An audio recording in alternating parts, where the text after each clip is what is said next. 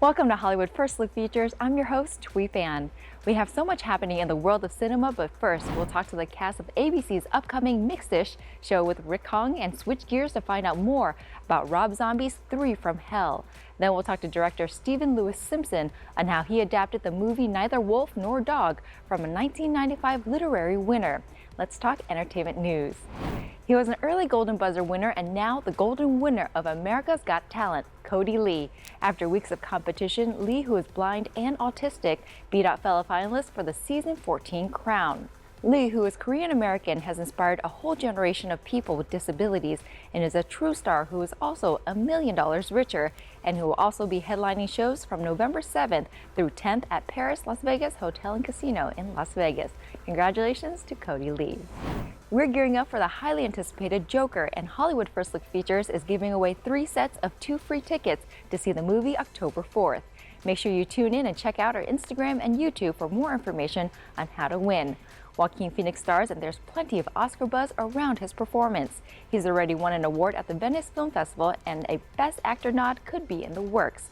However, the movie has been polarizing to early moviegoers who are torn about the movie's message and sympathy toward the Joker's history and background that explain how he became the depraved arch-nemesis of Batman. Guess you will have to see for yourself and join the debate. With a title like Villains, you know you're in for some bad guys, but the question is, who are they? In this new suspense drama starring Bill Skarsgård and Micah Monroe, the 2 lovers are on the run and find themselves in a nearby house that they break into. There they find the owners who have a huge secret that they want to keep in the dark at all costs. Check it out. That was amazing. I feel like I might be able to read people just like that. I'm gonna try right now. Your clothes look expensive, and this is a pretty house. But you know what I think the most telling thing about you is? Come on, baby, there's nothing down here. It's the little girl you got chained up in the basement. We're taking her with us. All right, you're free. Come with us. Ah!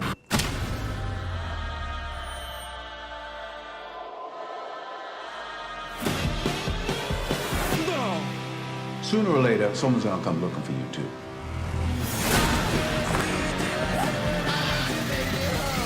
But there's still time. You're a bad boy.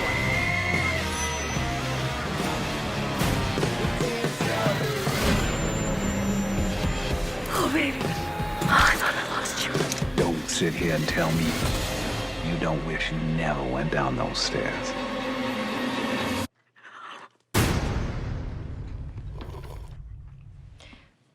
So are you guys gonna kill us, or, Time flies when you're having fun or conquering galaxies. It's been 2 decades since the comedy Galaxy Quest was released, and it is coming back to Blu-ray in a limited edition release this weekend. The movie features an out-of-this-world all-star cast including Tim Allen, Sigourney Weaver, Alan Rickman, and Justin Long, to name a few. The collector's item will include behind-the-scenes interviews, a Galactopedia, plus Sigourney Weaver rapping.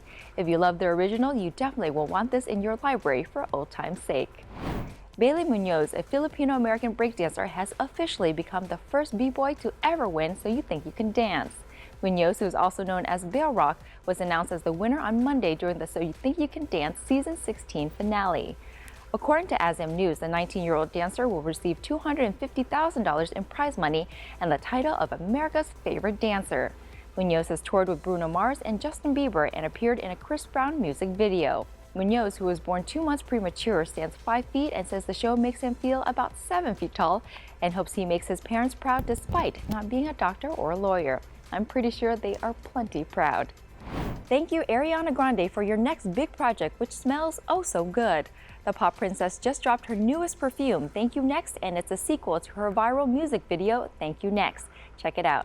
I heard Ariana has a new perfume. I heard she sings to a rose garden every day. They get like a private concert. Well, I heard she swam with actual mermaids in the Bermuda Triangle and convinced him to give her the velvety musk of their new sea god.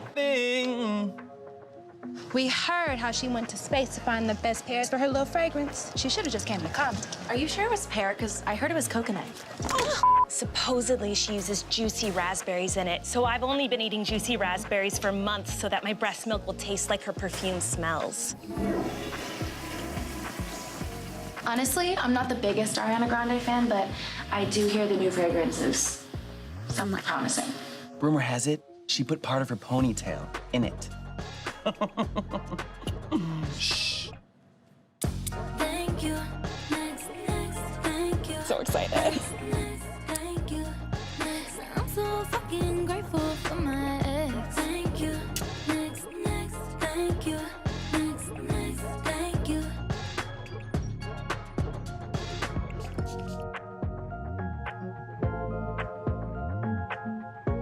HBO Now is celebrating Hispanic Heritage Month all month long with a new slate of estrenos premiering throughout September, including Ruta Viva, Septimo, aka Seventh Floor, and Perseguida, aka Persecuted.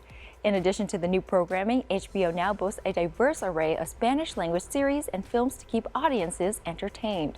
All this programming and so much more can be streamed on HBO Now, HBO Go, HBO On Demand, and partner streaming platforms. Mixed-ish, what does it really mean to be Hapa and one half of two different ethnicities?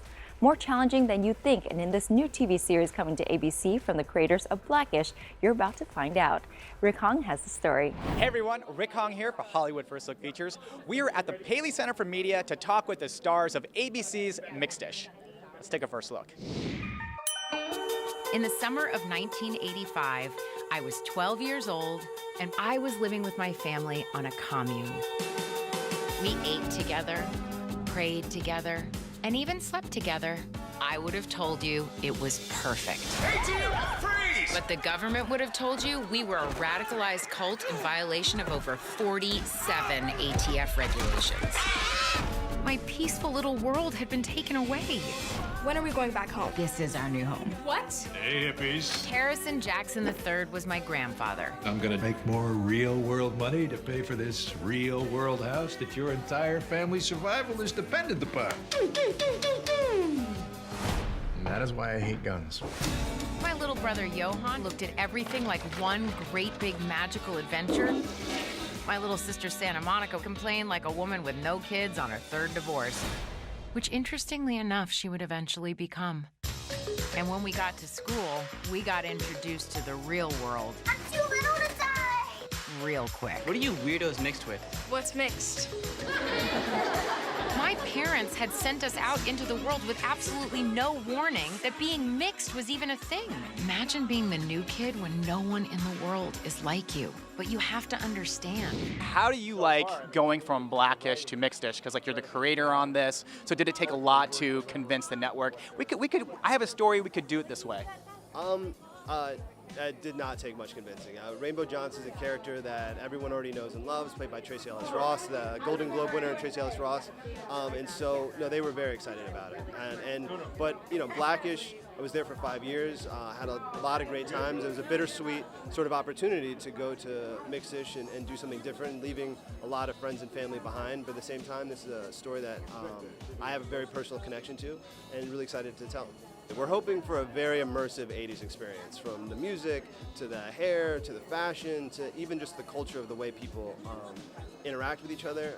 But it's not so much a remember when. Like, we don't want to just be pointing to things and be like, oh, do you remember VCRs? But more how the culture affects our characters and the way they interact with each other.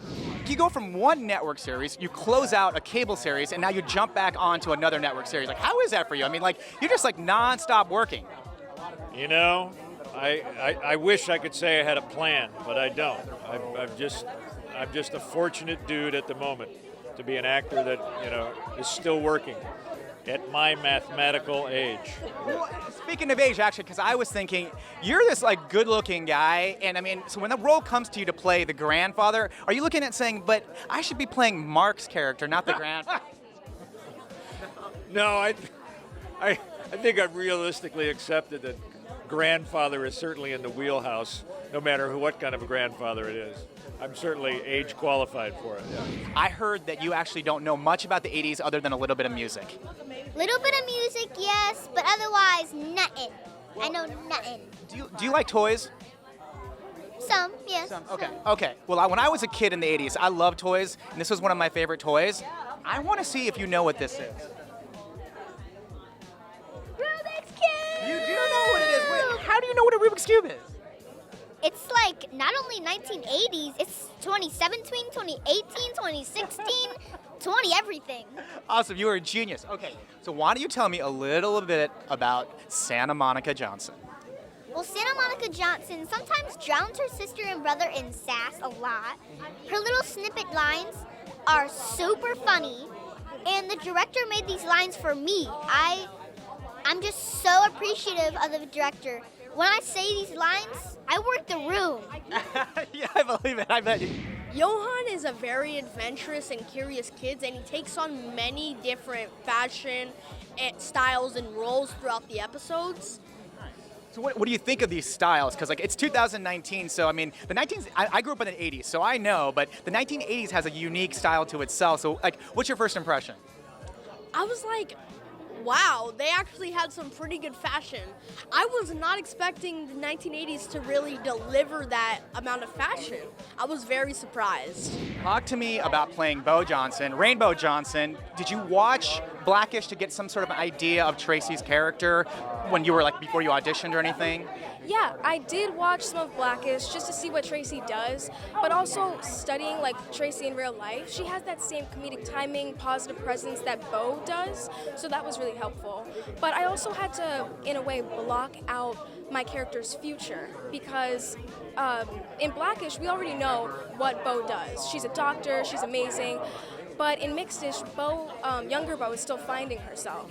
So that was a part of, the process of making this character come to life. Talk to me about this time warp, because right now it's 2019. The show takes place in the 1980s. So like, what's your impression? The fashion and the music is all super fun, and it's just really interesting playing a character who lives in the 1980s, but also learning about 2019, what's going on right now. It's super cool. Thank you so much for watching. The show airs September 24th on ABC. Until next time, I'm Rick Hong. You've been watching Hollywood First Look Features. Today's mixed kids can look up to rappers, ballerinas, athletes, a president, and a princess. The only heroes we had were DeBarge. You don't have to worry what those other kids think. They're idiots. And I want to be one of them. I want to be an idiot so bad. Tell me you didn't send these babies to school looking like this. The world smacked you in the face today, didn't it? You can tell me. It did. It really did. They watched TV for one night, and now this is who they think they are. What you talking about, Rainbow? We are living in a material world, and I am a material girl. In the summer of 1985, I was 12 years old. Anybody get my hair wet and we fight? And my life changed forever.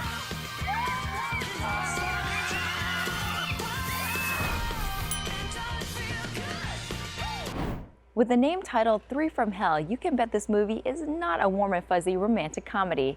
What it is, though, is a haunting new movie from Rob Zombie. Rick Hong has all the details. Hey everyone, Rick Hong here for Hollywood First Look Features. We are at the red carpet premiere of Three from Hell. This is the third chapter of the Firefly family series. It's written and directed by Rob Zombie. Let's take a first look. The search for the fugitives known as the Devil's Rejects resulted in a violent clash with police.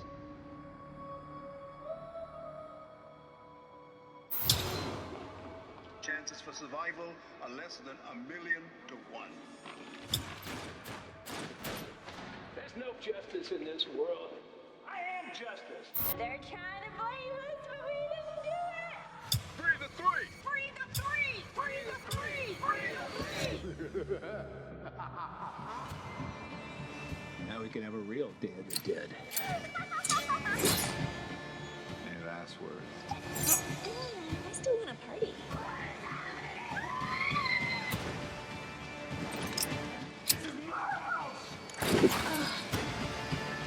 I'm just a clown dancing for the friends of mankind. You're just going. This is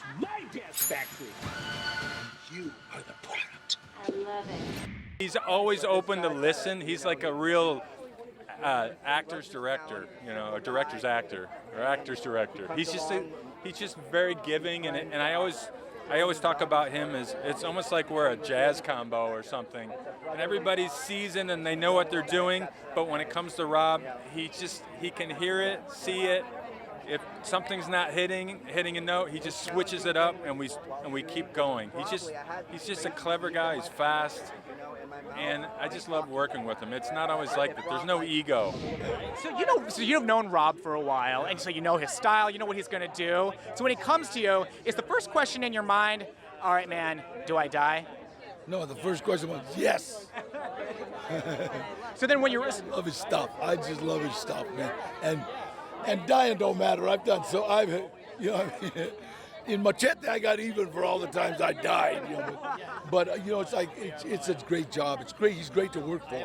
You know, he's that director that just kind of stays mellow. You know what I mean? And if you come talk to him, you go, yeah, all right. You know, not like a big deal. A lot of directors are like kind of like, I'm the director. You know what I mean? And he's like, oh yeah, good, cool.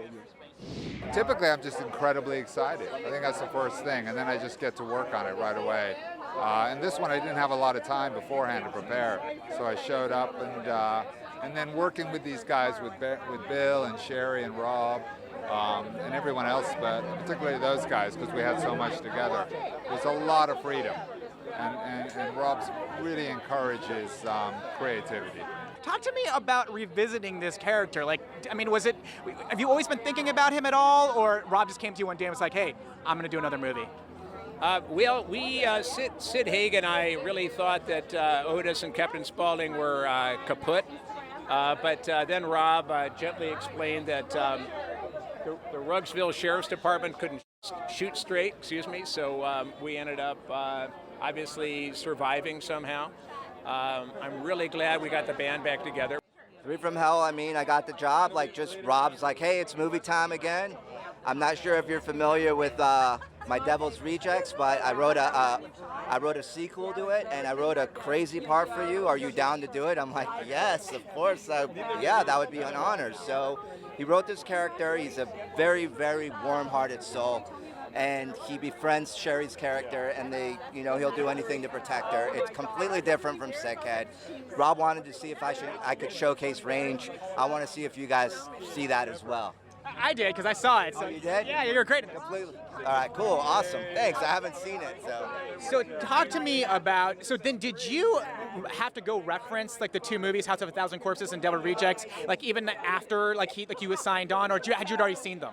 I'd already been a huge fan, I'm not gonna lie, I did watch the Devil's Rejects before I started shooting THUY from Hell, just to kind of get a pacing of how the movie moves, but I've already worked with Rob, so all I can do is just do my best to make interesting choices and bring this character to life, and with his direction we were able to do that, and it manifested well. We talked about it on and off for years, and we never really, it just became the time to do it. I never thought it was, but he just wrote such a great script. I'm like, this is a natural progression, and I like where it's going. It was about 3 years ago that I really seriously thought I'm going to do this. And was it like easy to jump back into it, or did it take a little bit to kind of get the rhythm of everybody, the characters' voices? Well, no, that was easy.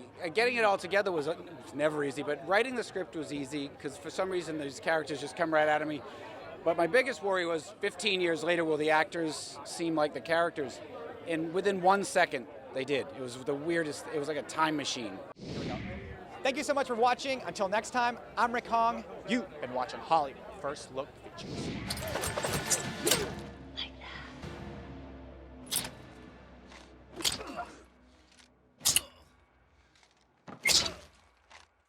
Hello, America. Did you miss me?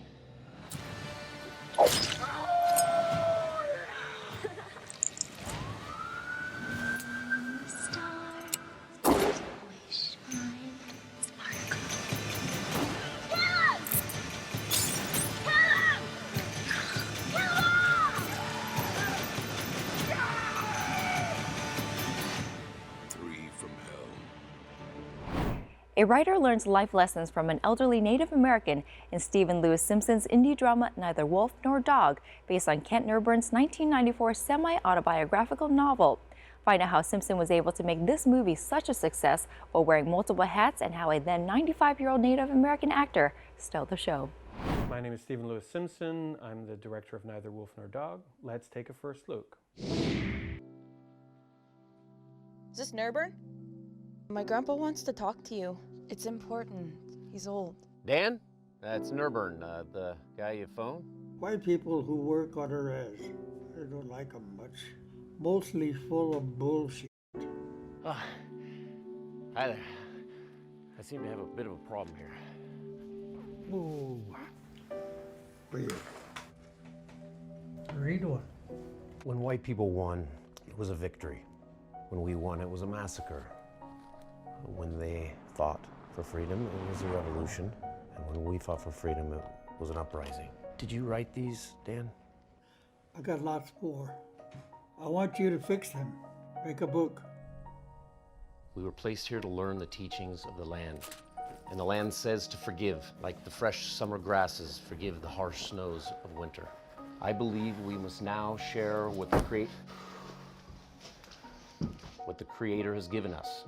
I have not been raised up to speak for my people, but I'm old and my time is short. So I have chosen to speak. They're his words, Grover. No, they're not. They're your words. Tom blows you. Boom, boom, boom, boom, boom. Well, I mean, for me, filmmaking is one role. You do everything, and even if you're having other people do it, your hands should be all over it. And in this case, you know, I had a crew of 2 through the production, but it was just myself in pre-production all the way through post to entering into cinemas. But, you know, when you're telling a story that has a 95-year-old lead and that guy puts a spirit on screen, it's sort of a sacred trust that he left me. And so it's been important for me, for his legacy, to make sure that I do everything that I can to get this film out into the world. It was interesting when I came on board because the author approached me with the novel, and he'd had Hollywood producers for many, many years, some rather established ones, approach him about making this into a movie. And they were just making a lot of grand promises and always failing to deliver. So when I came on board, there was already a screenplay in place that had been developed.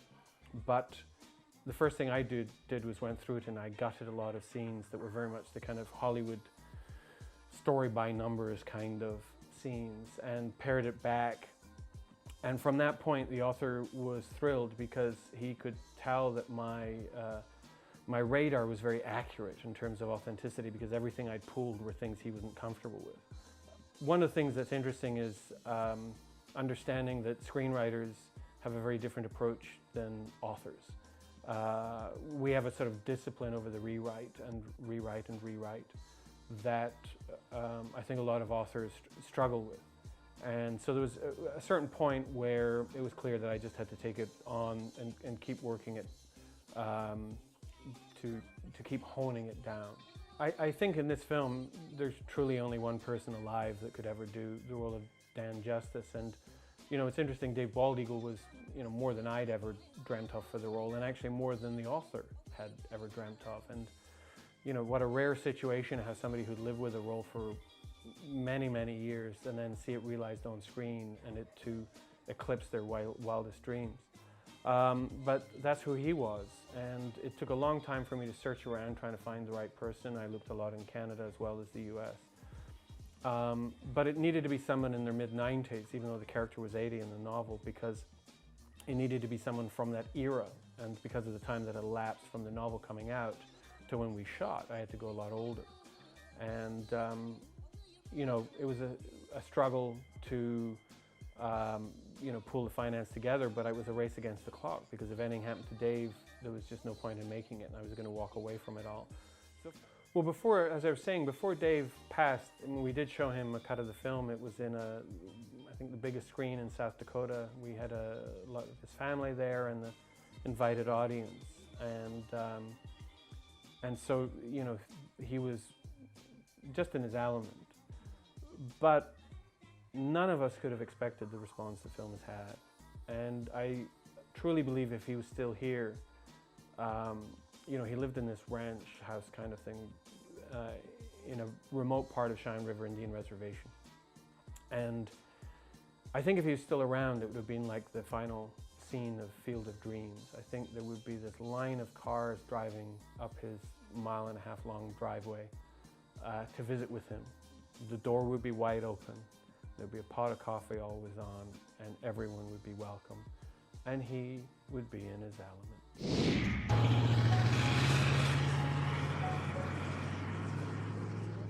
No Indian alive dares to think too much for the past. The bones of my people are crying. I try to dance out of your way, you come at me. Doesn't matter what I do, you got a knife drawn. Now you said you were gonna help me. If this is what you call help, spare me, I don't need it. You don't even show him any respect. Wait just 1 second. I drive 1,000 miles on my own time and dime, just so that I can help an old man write something to give him some peace at the end of his life, and you tell me I don't show him any respect? I told him not to trust a white man. A lot of ways to see, Nerburn. Don't hurt him. Grandpa's fighting for the old ways, the only way he knows how. I just don't understand why me, Dan. Why you would want me to write a book. I don't feel worthy. I feel responsible. The world is not an accident. We don't always choose our parts. I called you and you came. If you are too small or too weak, it is too late. That'll do it for us here on Hollywood First Look Features. Until next time, thanks for joining us. There are people looking for you. Go faster! Whoa! You can do magic? This is amazing! This is impossible. I wish Dad were here to see this. You can go your own way. Yeah, Ma. Beijing is great. Oh, Peng is, Peng's fine. They're gaining on us! Was this your dad's violin? My dad used to play for me every night, like he was telling me that no matter how hard the journey gets, never give up. It's beautiful! You did that, Yi? I did that? When Yi sets her mind on something, nothing is impossible.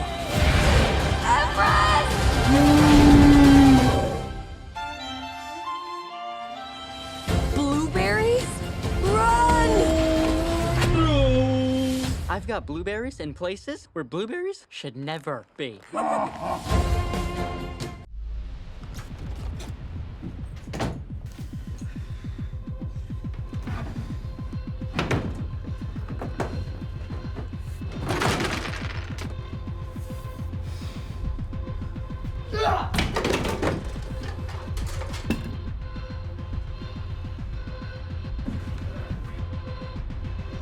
Nicotine là chất độc thần kinh, có thể làm tăng sự cáu kỉnh của thanh thiếu niên.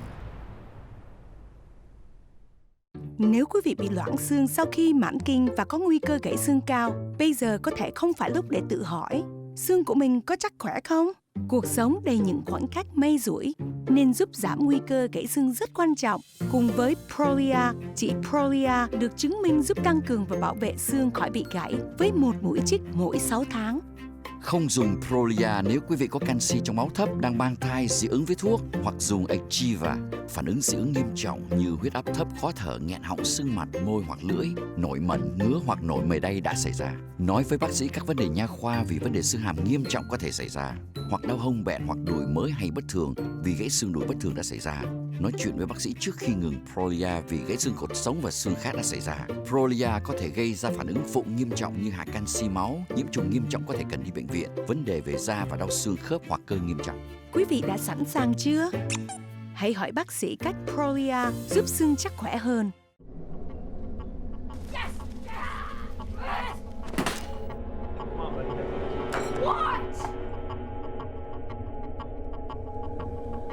Sản phẩm thuốc lá có hương vị che giấu nicotine bên trong. Một ống thuốc lá điện tử Chu có lượng nicotine bằng một bao thuốc lá.